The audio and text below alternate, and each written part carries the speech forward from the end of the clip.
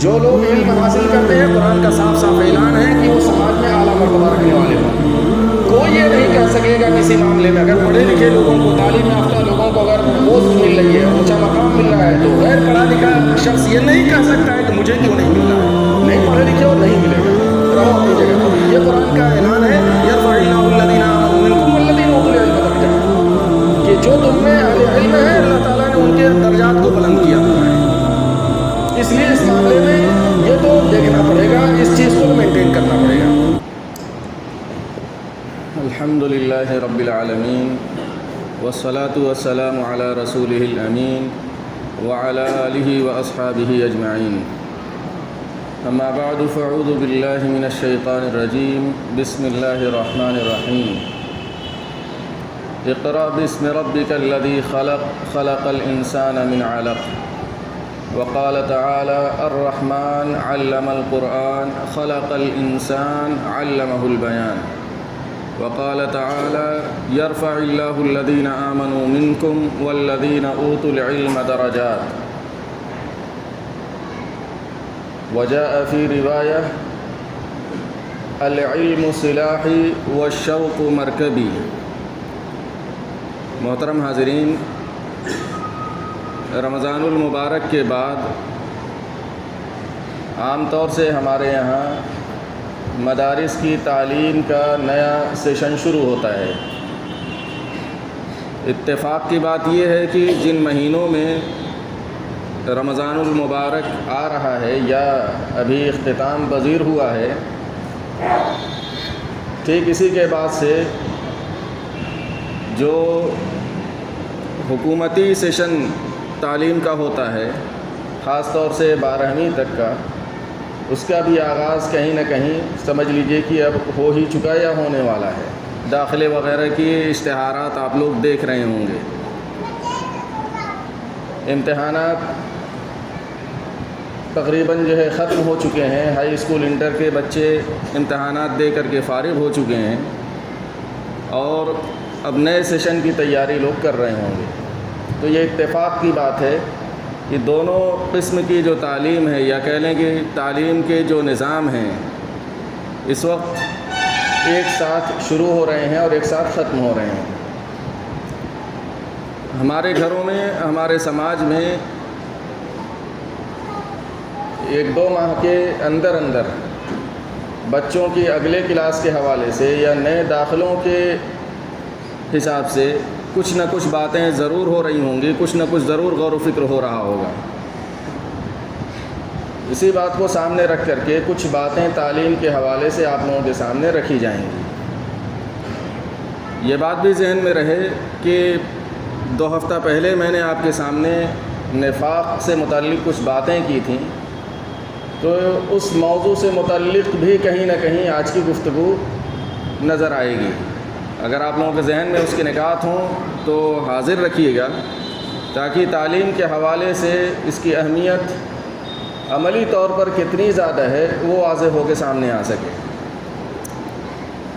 2 آیتیں میں نے قرآن مجید کی پیش کی ہیں، جس میں اللہ تعالیٰ نے انسان کی 2 ایسی صفات کا تذکرہ کیا ہے جو دیگر مخلوقات کو نہیں ملی ہیں۔ پہلی صفت تو پہلی ہی وحی میں بیان کر دی گئی ہے، وہ یہ ہے کہ اللہ تعالیٰ نے انسان کو قلم کے ذریعے سے علم سکھایا ہے۔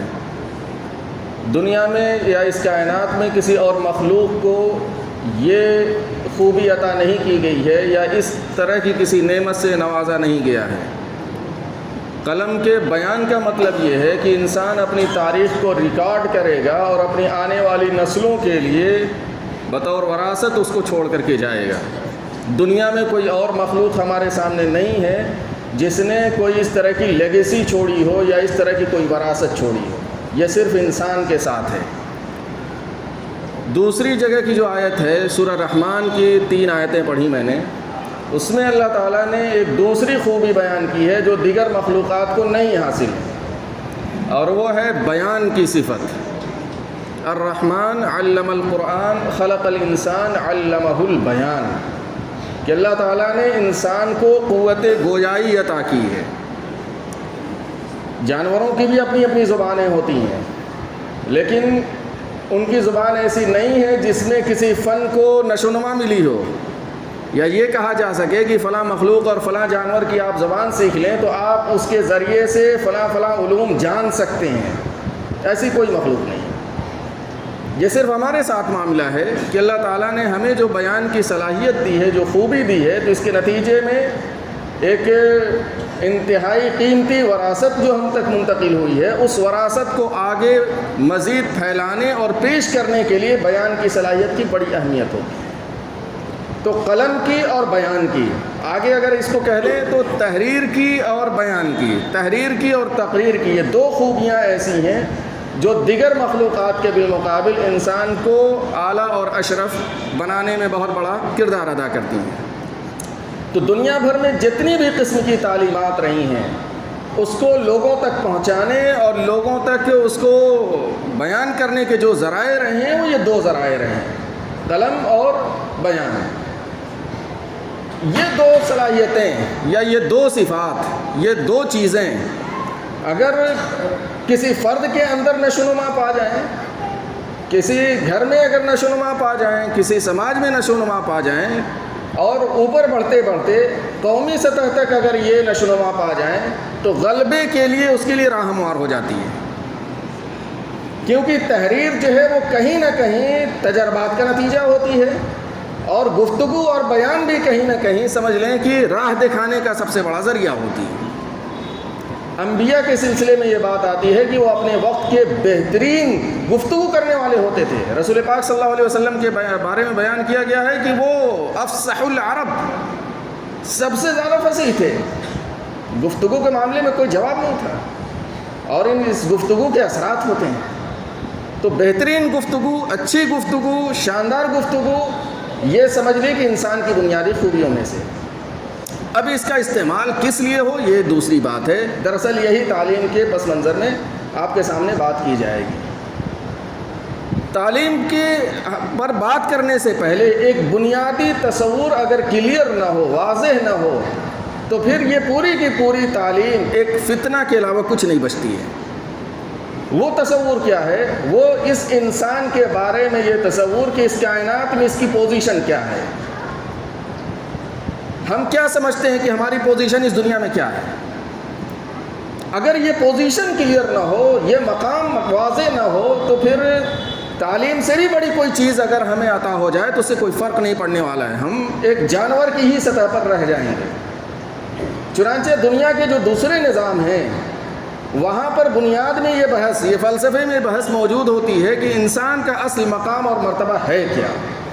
فلسفے میں یہ بحث خوب آتی ہے، آپ چلے جائیے یونانی فلسفے میں، وہاں بھی باتیں ملیں گی۔ وہ آ جائیں پھر ہمارے اپنے اسلامی فلسفے میں تو پڑھائی ہی نہیں جاتی ہیں، نہ پڑھتے ہیں لوگ، پورا 1000 سال کا پیریڈ اڑا دیا جاتا ہے۔ 16ویں صدی سے جو یورپ کی رینائسنس کا دور شروع ہوتا ہے، نشأت ثانیہ کا شروع ہوتا ہے، تو پھر فلسفیوں کی ایک پوری فوج نظر آتی ہے جو انسان کا مقام و مرتبہ طے کرنے میں اتنا زیادہ مختلف ہے، اتنا زیادہ اختلاف ہے، کوئی اس کی حد نہیں ہے۔ بنیادی طور پر 3 گروہ بن جاتے ہیں، یہاں پر 3 گروہ بنتے ہیں۔ اگر تمام فلسفیوں کو دیکھا جائے کہ انہوں نے انسان کو کیا کہا ہے، اس ڈھانچے کو وہ کیا سمجھتے ہیں، تو ایک اچھا خاصا گروہ ہے جو یہ کہتا ہے کہ اس کی حیثیت اس سماج میں، اس کائنات میں کیڑے مکوڑے سے بڑھ کر کے نہیں ہے۔ کیا ہے؟ کیڑے مکوڑے سے بڑھ کر کے نہیں ہے، اور اس کا کوئی واضح مقصد نہیں ہے۔ دوسرا گروہ جو نکل کر کے آتا ہے وہ اس کو ایک مشین سے ترتیب دیتا ہے۔ جس طریقے سے کائنات میں ہر چیز میکینیکل انداز میں چل رہی ہے، ویسے انسان بھی ایک مشین ہے جو چل رہا ہے، بقیہ اس کے علاوہ اس کے اندر کچھ بھی کوئی خوبی وغیرہ نہیں۔ ایک تیسرا گروہ ہے جو یہاں تک ماننے کے لیے تیار ہے کہ اس کے اندر ایک ڈیوائن اسپارک ہے، ایک الہی روشنی کہیں نہ کہیں پائی جاتی ہے، اس وجہ سے اس کی امپورٹنس تو ہے، اس کی اہمیت تو ہے، اور کچھ لوگ اس میں یہاں تک پہنچ جاتے ہیں کہ اس پوری کائنات میں کہہ لیں کہ بارات کا دلہا یہی ہے، کچھ لوگ اس پر آ جاتے ہیں۔ اس کی تفصیلات آپ لوگوں کو دیکھنی ہو تو پڑھے لکھے لوگ ہیں فلسفے کے بنیادی مسائل کے نام سے امین احسن اصلاحی صاحب کی کتاب کا ایک مجموعہ ہے، اس کو دیکھنا چاہیں تو دیکھ سکتے ہیں۔ آپ لوگ سر پکڑ کر کے رہ جائیں گے کہ ان فلسفیوں نے کس طریقے سے انسانوں کو گھٹیا سے گھٹیا ترین بنانے کی کوشش کی ہے، اور انگلش میں دیکھنا چاہیں گے تو وہ بھی چیزیں موجود ہیں۔ تو انسان کا مقام جو ہم طے کریں گے، اسی اعتبار سے پھر اس کی تعلیمی نظام اور تعلیم کے ذریعے سے مقاصد حاصل کرنے کی ہماری کوشش ہوگی۔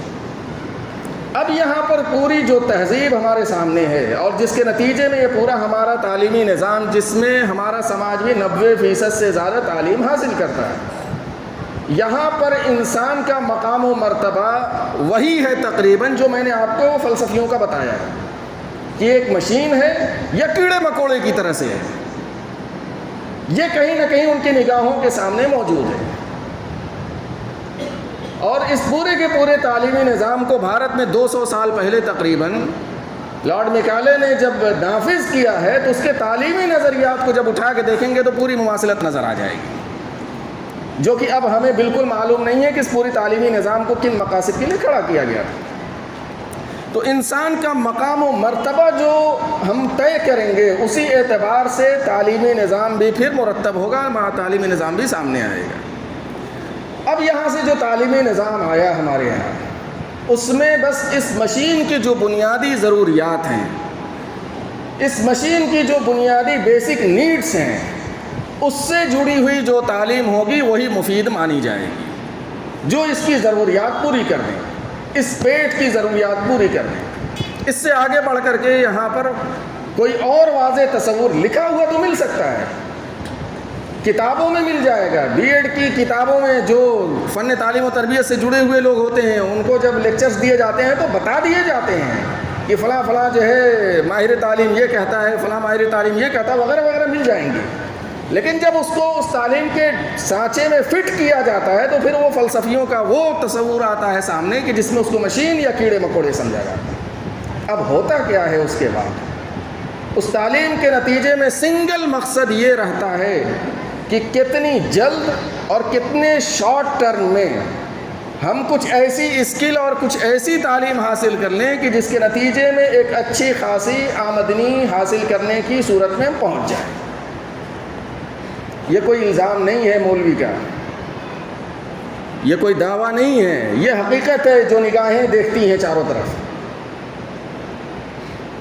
اور اس کا اثر اب اتنا ہو گیا ہے دوسری صورتحال میں، یعنی دوسرے جو ہے ذریعے تعلیم پر، یا دوسرا جو نظام تعلیم ہے ہمارے اس قصبے میں، یہاں جو بیٹھی ہوئی تعداد ہے، میرا اندازہ ہے کہ 90% سے زیادہ یہاں پر بیٹھی ہوئی تعداد وہ ہے جس نے یا جس کے گھر گھرانے کے لوگوں نے جامعۃ الفلاح میں تعلیم حاصل کی ہو۔ شاید 10% اس میں ہوں جنہوں نے یہاں کا منہ نہ دیکھا ہو، شاید 10% ہے۔ اماں ہو، دادی ہو، نانی ہو، خالہ ہو، پھپھو ہو، بہن ہو، بیٹی ہو، اس وقت اس گاؤں میں شاید کوئی گھر ہو جس کی ان لوگوں نے جو ہے وہ تعلیم یہاں جامعۃ الفلاح میں نہ حاصل کی ہو۔ گنتی کے شاید ہوں، اس طرح سے جو نہ گئے۔ مردوں میں دیکھا جائے تو آج سے 20 سال پہلے تک کی جتنی پیڑھی ہے یہاں پر، ان سب نے جا کر کے وہاں پر تعلیم حاصل کی ہے۔ اور ابھی بھی کہیں نہ کہیں اگر دیکھا جائے تو قصبے کی ایک بڑی تعداد بچوں کی، ایک بڑی تعداد وہ یہاں جا رہی ہے۔ اب اثرات دیکھیے، یہاں پر ہمارا جو نظام تعلیم ہے، جو مدارس کا ہے، جس میں سے ایک عظیم ترین مدرسہ یا کہہ لیں کہ جو ہے دینی تعلیم کا ادارہ ہمارا اپنے اس قصبے کا ہے، مایاناز ادارہ ہے، کوئی شک نہیں ہے، اس کے بڑے کارنامے ہیں، بڑے جو ہے شخصیات یہاں سے پیدا ہو چکی ہیں۔ لیکن دل پر جبر ہاتھ رکھ کر کے جو ہے وہ غور کریے گا، سوچیے گا کہ اس دینی تعلیم کے جو مقاصد، ابھی میں مختصراً بتا دوں گا، جو مقاصد وہاں پر لکھے ہوئے ہیں، ان مقاصد کی تکمیل یہاں سے پڑھنے والے کتنے کر رہے ہیں؟ کتنے کر رہے ہیں؟ کم سے کم 500 فلاحی، میں بہت معمولی فگر کر کے اس پورے کے پورے قصبے میں ہوئے ہوں گے۔ اور میرے خیال سے اسی مسجد میں کم سے کم گنتی اگر کر لوں میری نگاہوں کے سامنے جن کو میں جانتا ہوں تو 50 تو ایسے ہوں گے جو عالم ہیں اور ہو سکتا ہے اسی میں فاضل بھی ہوں، لیکن ان کے سامنے، اس اکثریت کے سامنے، سوائے اس پیٹ کے کوئی اور نسب العین ساتھ میں ہو تو میرا گریبان پکڑ سکتے ہیں، آزاد ہیں۔ یہ کون سی چیز ہے؟ یہ دراصل وہ تہذیب جس نے انسان کو ایک معاشی حیوان بنایا ہے اس تعلیم کے ذریعے سے، ہم کہیں نہ کہیں لیکن عملی طور پر ہم اسی رزلٹ کو پروڈیوس کر رہے ہیں۔ اور یہاں پر بیٹھے ہوئے میرے جو بزرگ ہیں، جو باپ کی پوزیشن میں ہیں، اکثریت میں کہہ رہا ہوں، بہت محتاط، کوئی فگر نہیں بتا رہا ہوں کہ آپ لوگوں کو چوٹ نہ لگے، اکثریت جو اپنے بچوں کو جامعۃ الفلاح میں بھیج رہی ہے یا اپنی بچیوں کو بھیج رہی ہے، اس کے ذہن و دماغ میں یہ قطعاً نہیں ہے کہ وہاں سے نکل کر کے میری بچی یا میرا بچہ دین کی خدمت کے لیے آگے آ سکے۔ دل پر ہاتھ رکھ کر کے آپ غور کریے گا کہ کیا یہ نصیحت ہے کسی باپ کا؟ اور یہ بات کیوں کہہ رہا ہوں میں؟ وہ اس وجہ سے کہہ رہا ہوں کہ اگر یہ سوچ اور یہ فکر ہوتی تو یہ بلریا گنج یہاں کی تقریباً 25 کلومیٹر کی سراؤنڈنگ میں تنہا یہاں کے فارغین ایسے ہوتے جو دین کی روشنی پھیلانے میں سب سے آگے ہوتے۔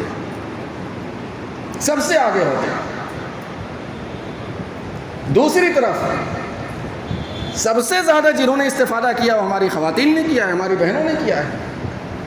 میں نے بہت پہلے ایک چیلنج کیا تھا اور آج پھر اس کو دہرا رہا ہوں۔ وہ یہ کہا تھا کہ پورے کے پورے اعظم گڑھ ضلع میں اس انگلی پر، یہ 10 انگلیاں میرے سامنے ہیں، میں آپ کو دکھا رہا ہوں، آپ اس کونے سے لے کے اس کونے تک اور ادھر دائیں سے لے کے بائیں تک 10 ایسے 40 سال کے اندر کے پڑھے لکھوں کی تعداد بتا دیجئے بھائی بہن، جو آپ کو نظر آ رہے ہوں کہ ہاں یہ دین کی خدمت کچھ کر رہے ہیں۔ وہ تدریس چھوڑ دیجئے کہ جو جاب کے طور پر تدریس سے جڑے ہوئے ہیں تاکہ گھر کا خرچہ پانی چل سکے، جو میدان میں نظر آ رہے ہوں اور مختلف محاذ کو دیکھ رہے ہوں، سماج کے مختلف قسم کے محاذ کو دیکھ رہے ہیں، ٹھیک اسی طرح سے ہماری اپنی بہنوں میں اور خواتین میں اٹھا کر کے، میں اس کو 40 کو 50 سال کر رہا ہوں، 50 سال کی 5 خواتین کے کیا کوئی نام بتا سکتا ہے یا بیان کر سکتا ہے اس پورے کے پورے اعظم گڑھ میں جو خواتین کے اندر دین کی تعلیم اور تربیت کرنے کی پوزیشن میں ہوں، یا جن کو 10 لوگوں کے درمیان کھڑا کر دیا جائے ایک عنوان دے کر کے، ایک چیلنج خواتین سے متعلق کہ بھائی اس پر لوگوں کو سمجھانا ہے یا اپنی جو نصف ہے، ہاف ہے، اس کو بتانا ہے، اس کو جو ہے صحیح ڈائریکشن دکھانی ہے۔ 10 نہیں، میں 5 کہہ رہا ہوں، اکا دکا 60 کے آس پاس کی ہیں، وہ بھی نصیحت اور واعظ کی حد تک۔ بنیادی وجہ، میں مدرسے پر تنقید نہیں کروں گا، میں بنیادی طور پر اپنے باپ اور جو یہاں چونکہ ماؤں تک نہیں بات پہنچ رہی ہے، لیکن جو گارجین کی پوزیشن میں وہ سوچیں کہ اپنی بچیوں کو یہاں اگر پڑھا رہے ہیں، بچوں کو پڑھا رہے ہیں تو کس مقصد کے تحت پڑھا رہے ہیں۔ پیٹ بھرنا ہے تو یہ بات سوچ لیجئے کہ پیٹ بھرنے سے پہلے آپ اس کی جہنم بھر رہے ہیں۔ حدیث میں بہت صاف کہا گیا ہے کہ دین کی تعلیم حاصل کرنے کے بعد اگر کوئی اس کو دنیا کمانے کے لیے استعمال کرنا شروع کر دے، صرف دنیا ہی مطمع نظر ہو جائے، تو جب قیامت کے دن اس کو جنت کی ہوا بھی نہیں ملے گی، نہیں مل سکے گی۔ تو کہیں نہ کہیں غیر شعوری طور پر ہم اپنی نسلوں کو جہنم میں ڈھکیلنے کا تو ذریعہ نہیں بن رہے ہیں۔ اب آ جاتے ہیں ان مقاصد پر کہ وہ مقاصد بنیادی طور پر کیا بتائے گئے ہیں۔ جو لوگ علم حاصل کرتے ہیں، قرآن کا صاف صاف اعلان ہے کہ وہ سماج میں اعلیٰ مرتبہ رکھنے والے ہوں۔ کوئی یہ نہیں کہہ سکے گا کسی معاملے میں اگر پڑھے لکھے لوگوں کو، تعلیم یافتہ لوگوں کو اگر پوسٹ مل رہی ہے، اونچا مقام مل رہا ہے، تو غیر پڑھا لکھا شخص یہ نہیں کہہ سکتا ہے کہ مجھے کیوں نہیں مل رہا ہے۔ نہیں پڑھے لکھے ہو، نہیں ملے گا، رہو اپنی جگہ پر۔ یہ قرآن کا اعلان ہے، یرفع اللہ الذین آمنوا منکم والذین اوتوا العلم درجات، کہ جو تم میں اہل علم ہے اللہ تعالیٰ نے ان کے درجات کو بلند کیا ہوا ہے۔ اس لیے اس معاملے میں یہ تو دیکھنا پڑے گا، اس چیز کو تو مینٹین کرنا پڑے گا۔ بنیادی مقصد کیا ہوتا ہے؟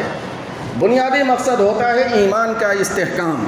علم کے ذریعے سے، تعلیم کے ذریعے سے ایمان کا استحکام، ایمان کی مضبوطی سب سے اہم ہوتی ہے۔ اب آپ سمجھیں گے کہ ایمان سے بات کیا ہے؟ اللہ ایک ہے، ہاں مان تو رہے ہیں بھائی، پورا کا پورا توحید کا، ایمان کا پورا جو نظام ہے، اس سے جڑی ہوئی تفصیلی جو علوم ہیں، ایمان کا یہ بھی حصہ ہے کہ ہم یہ مانیں کہ اس کائنات میں انسان اللہ تعالیٰ کی مخلوق ہے، یہ اپنے آپ نہیں پیدا ہوا ہے، جھٹکے سے نہیں پیدا ہوا ہے، انسیڈنشیلی نہیں پیدا ہوا ہے، باقاعدہ ویل پلانڈ انداز میں اللہ تعالیٰ نے اپنے ہاتھوں سے اس کو بنایا ہے، اس میں اپنی روح پھونکی ہے، اس کو سب سے اونچا مقام دیا ہے. اپنا یہ مقام جان لے، یہ ایمان مطلوب ہوتا ہے. یہ بھی وقت کم پڑ جائے گا اگر اس کی شاخیں میں بتانا اور اس کی تفصیلات آج کے زمانے کے حساب سے اور جو چیلنجز ہیں ان کے حساب سے بتانا شروع کر دوں. کتنی ضروری ہے اس بنیادی چیز کو جاننا. تو بنیادی چیز ہے ایمان کا استحکام. کسی بھی ادارے میں ہم اگر اپنے بچے کو بھیج رہے ہیں تو یہ بات غور کر لیجئے گا، مدرسہ نہیں، کالج میں یا یونیورسٹی میں یا کہہ لیں کہ اسکولوں میں، یہاں تو اسکولوں کا معاملہ ہے، ہمارے بچے وہاں جا کر کے اپنے ایمان کو بچا بھی پا رہے ہیں نہیں پا رہے ہیں. اور میرا اپنا ذاتی جو مشاہدہ اور معلومات کے جو بھی سورسز ہیں، وہ مسلم مینجمنٹ اسکول ہوں یا غیر مسلم مینجمنٹ اسکول ہوں، دونوں اس معاملے میں خطرناکی کی حد کو اپنے آپ کو پہنچ رہے ہیں. ان کا یہ مقصد کہیں بھی دور دور تک نظر نہیں آتا کہ جو بچے مسلم سماج کی اکثریت ہمارے یہاں آ رہی ہے، اس کے ایمانی استحکام کے لیے اپنے تعلیمی کریکولم میں کچھ اضافہ کر دیں، یا اس اعتبار سے کچھ چیزوں کو بنائیں. نہیں بناتے ہیں. اور اس حوالے سے تو جب باتیں کی گئی ہیں تو مجھ جیسے فرد کو تو دھمکیاں بھی ملی ہیں FIR کی. بہت واضح طریقے سے کہہ رہا ہوں، برداشت کرنے کی پوزیشن میں نہیں ہے. اور مسلم مینجمنٹ اسکول کے ذمہ داران یہ کہتے ہیں کہ بھائی ہم مسلمان بھلے ہیں، یہ ہمارا جو اسکول سیکولر ہے. سیکولر کا مطلب کیا ہے؟ یہاں کوئی دینی مذہبی کوئی بات نہیں ہوتی ہے.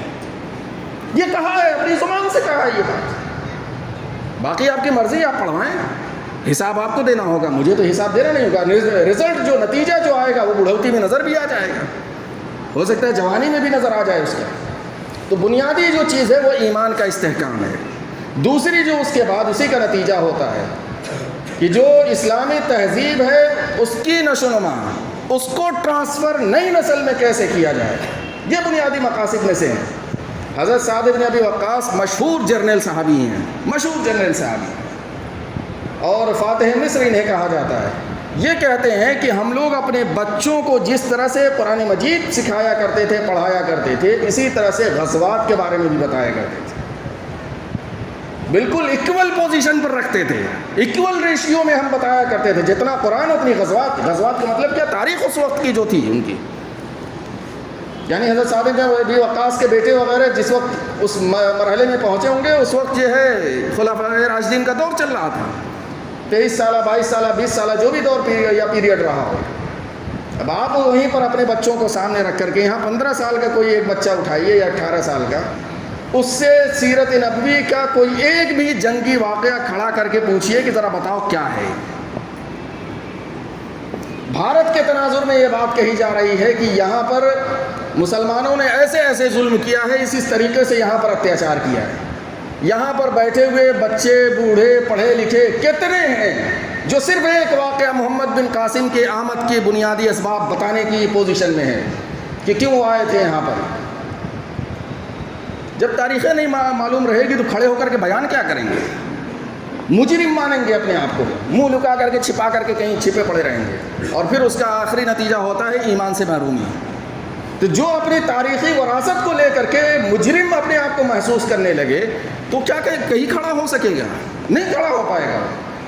تو دوسری بنیادی جو اس میں چیز دیکھنے کی وہ یہ ہے کہ وہ اپنی تہذیب اور اپنی ثقافت اور اپنی تاریخی ورثے کو پا رہا ہے کہ نہیں پا رہا ہے. یہ میں نے آگے کی چیز بتا دی ہے. لوگ تو یہاں دینیات کے نام پر یا اردو کے نام پر ایک آدھ پیریڈ رکھ دیتے ہیں. اسلامی تاریخ اور اس تو بہت دور کی بات ہے، بہت دور کی بات ہے. تیسری بات کہہ کر کے بات ختم کر دے رہا ہوں، وقت آگے بڑھنے کی اجازت نہیں دے رہا ہے. سماجی ذمہ داریوں کا احساس پڑھ کر کے یہ میری نسل، ہماری نسل کے لوگ سماجی ذمہ داریوں کا احساس ان کے اندر کتنا آ رہا ہے. اور سماجی ذمہ داری کا احساس یا کہیں اس کا آغاز جو شادی شدہ زندگی سے ہوتا ہے، جہاں پر خاندان ایک جگہ پر آتا ہے، خاندان کے بعد محلہ آتا ہے، محلہ کے بعد سماج آتا ہے، پھر سماج میں بہت سارے ادارے ہوتے ہیں. ان اداروں میں سے یہ ایک مسجد کا ادارہ ہے، ہو سکتا ہے اسکول کا کوئی ادارہ ہو، مدرسے کا کوئی ادارہ ہو، یتیم خانوں کا کوئی ادارہ ہو، اسی طریقے سے جو ہے رفاہی کاموں کے لیے کوئی ادارہ جو ہے وجود میں آیا ہوا ہو. مختلف قسم کی اس وقت ضرورت کے لیے ادارے موجود ہوتے ہیں. تو سماجی طور پر اپنی ذمہ داریوں کی ادائیگی کے لیے ہماری اس نئی نسل میں کتنی جان ہے، کتنی سوچ ہے، کتنی فکر ہے. کچھ مثالیں میں آپ کو دے دوں تاکہ اندازہ ہو جائے کہ ہماری نسل جتنی پڑھتی جا رہی ہے اتنی غیر ذمہ دار ہوتی جا رہی ہے، جتنی پڑھتی جا رہی ہے اتنا جاہلانہ جو ہے اس کی جانب سے رزلٹ آ رہا ہے، اور پیچھے ہم جتنا جاتے ہیں، معروف معنوں میں ہماری عوام پڑھی لکھی نہیں تھی، لیکن اس کے اندر پڑھے لکھے لوگوں کی جو کوالٹیز تھیں وہ کہیں نہ کہیں موجود تھیں، وہ شفقت اور رحمت بھی موجود تھی، قربان کرنے کا جذبہ بھی موجود تھا، اپنی زمینیں اپنے وسائل لگانے کا بھی جذبہ موجود تھا، سماج پر اگر کوئی آنچ آ رہی ہوتی ہے خطرے کی تو اس کے لیے لڑ جانے کا بھی مادہ موجود تھا، کسی اور طرح کی مصیبت یا پرابلم آ رہی ہے تو منافقانہ کردار ادا نہیں کرتے تھے، مجاہدانہ کردار ادا کر کے سامنے آتے تھے۔ اب اٹھا کر کے آپ دیکھ لیجئے، مثال کے طور پر میں آپ کو دے دوں، آئے دن کا معاملہ ہے کیس کباڑے کا، کبھی تھانے کا ایشو، کبھی کورٹ کا ایشو، اور یہ قصبہ تو اب اس کا لگ رہا عادی ہوتا جائے گا، عادی بلکہ ہو چکا ہے۔ اب اس پورے کے پورے اطراف میں، پورے کے پورے اعظم گڑھ کے ضلع پر، پھر میں کہوں گا کہ اس پانچ انگلی پر جو ہے آپ مجھے 5 ایسے اچھے قسم کے، بہترین قسم کے، قابل اعتماد اور بھروسے مند وکیل بتا سکتے ہیں؟ نہیں بتا سکتے ہیں، نہیں بتا سکتے ہیں۔ تلاش کر جائیے با اعتماد اور جو ہے اعتبار کرنے کے لائق اور جن پر بھروسہ کیا جا سکے کہ یہ بک نہ سکیں، صرف 5 میں کہہ رہا ہوں، نہیں ملتے ہیں، تلاش کر ڈالیے۔ اکا دکا کوئی ملتے ہیں تو وہ بھی ایک مرحلے میں جانے کے بعد لگتا ہے کہ یار یہ بھی انہوں نے بھی بس ایک لیول تک ہی جو ہے مینٹین کیا ہے، اس سے آگے کا معاملہ ان کا بھی ختم ہو جاتا ہے۔ سماجی ضرورت ہے، یہ جاب بھی ہے، سماجی ضرورت بھی ہے۔ دوسری اسی طریقے سے میں آپ کو مثال دوں، تعلیمی کے حوالے سے بہت بات ہوتی ہے، اس پورے کے پورے قصبے میں مجھے کیا کوئی ایک نام ایسا بتا سکتا ہے جو بچوں کی تعلیمی کاؤنسلنگ کے لیے، کیریئر کاؤنسلنگ کے لیے یا گائیڈنس کے لیے نگاہ جاتی ہو آپ لوگوں کی؟ یہ کہا جا سکے کہ بلریا گنج میں ایک شخص ایسا ہے کہ اگر میں اپنے 12 سال 15 سال کے بچے کو اس کے پاس لے کر کے جاؤں اور وہ اس سے گھنٹے 2 گھنٹے میں پوچھ تاچھ کر کے وہ کچھ بتا سکے کہ آپ کے بچے کی پوزیشن کیا ہے، اس کی سائیکی کیا ہے، اس کا مزاج کیا ہے، اس کے مزاج کے حساب سے کون سی تعلیم بہتر ہوگی، کوئی ایک بندہ بتا دیجیے اس پورے قصبے میں۔ کیا یہ خدمت کا میدان نہیں ہے؟ وقت ختم ہو گیا ورنہ میں اور کچھ مثالیں دیتا کہ ہمارا سماج سماجی ذمہ داریوں کو ادا کرنے کے لیے بالکل نکما ہوتا جا رہا ہے۔ نئی نسل میں اس طرح کی کوئی سوچ ہے، نہ فکر ہے، نہ اس حوالے سے کوئی تیاری نظر آتی ہے۔ تو پھر سمجھ لیجیے یہ چکنی چبڑی والے جتنے بھی پیدا ہوتے جائیں گے یہ ڈوڑھا صاحب کی طرح سے ہوں گے، اس کے علاوہ کوئی حیثیت نہیں ہوگی۔ یہ عالم کا قول یہ میں کہہ رہا ہوں، میرا اپنا نہیں ہے، پڑوسی ملک کے بہت بڑے عالم میں انہوں نے کہا کہ ڈوڑھا نسل ہو رہی ہے ہماری، کسی کام کی کسی لائق نہیں ہو رہی ہے۔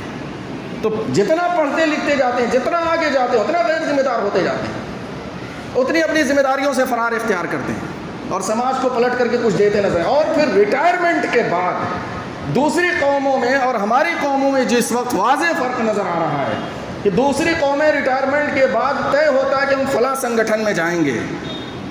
آپ لوگوں کو 4 سال پہلے یاد ہوگا یہاں کا ڈی ایم تھا، وہ یہیں سے ریٹائر ہوا، اور ریٹائرمنٹ کے دوسرے ہی دن وہ جاتا کہاں ہے؟ بہت سارے لوگ جانتے ہوں گے یہاں پہ۔ اور ذرا اپنے اسی بلریا گنج اور آس پاس میں ذرا سا ریٹائرڈ ٹیچر یا ریٹائرڈ جو بھی گورنمنٹ آفیشیلس ہوں، ذرا ان کے بارے میں پتہ کر کے ایک نام دے دیجئے گا مجھے، ایک نام میں کہہ رہا ہوں کہ جو ریٹائرمنٹ کے بعد یہ کہہ رہے ہو کہ بھائی میں سماج کی خدمت اس حوالے سے کرنے کے لیے تیار ہوں۔ ایک ایگزامپل، 2-3 نہیں کہہ رہا ہوں۔ تو ایسے پڑھے لکھے لوگ اگر ہمیں مل بھی جائیں تو ہمارا کیا فائدہ ہونے والا ہے؟ ہمارا سماج کہاں سے اٹھنے والا ہوگا؟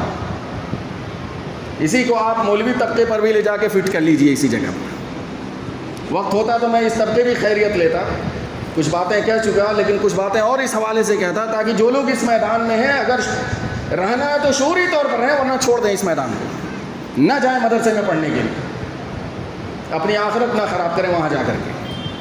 اللہ تعالیٰ سے دعا ہے کہ اللہ تعالیٰ ہمیں تعلیم کے بنیادی مقصد کو اور جو اس کے تقاضے ہیں اس کو پورا کرنے کی توفیق